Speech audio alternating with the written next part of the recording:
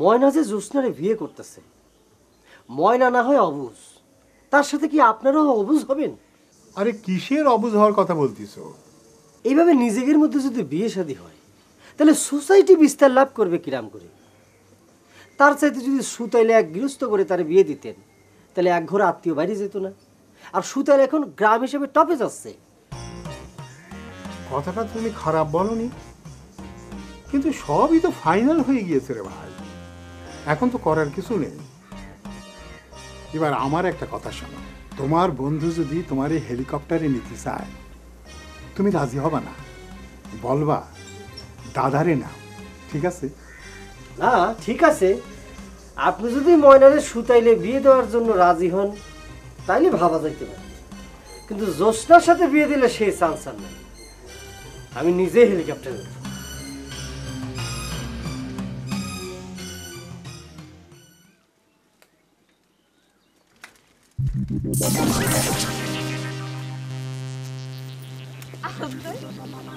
কেমন ভালো?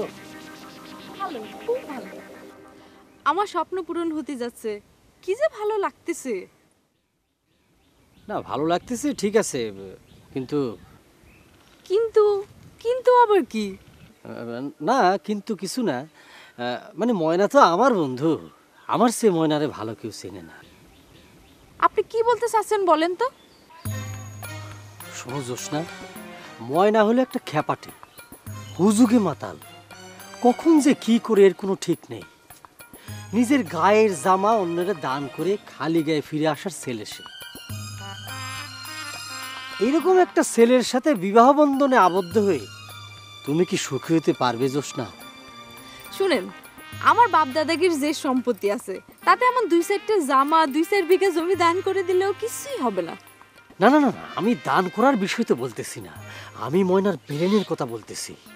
ময়নার ব্রেন যে একটু শর্ট, এটা সবাই বলা কোয়া করে, তুমি তো বিষয়টা জানো। আর এইসব কেস যত দিন যায় তত কিন্তু জটিল আকার ধারণ করে, একটা সায়েন্টিফিক বিষয়, বুঝতে পারিস?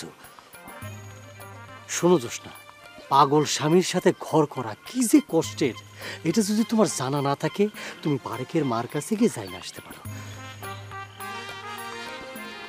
আমার কারো কাছ থেকে কোনো কিছু জানার কোনো ইচ্ছা নেই। শুনেন, আমার পাগল স্বামীই ভালো।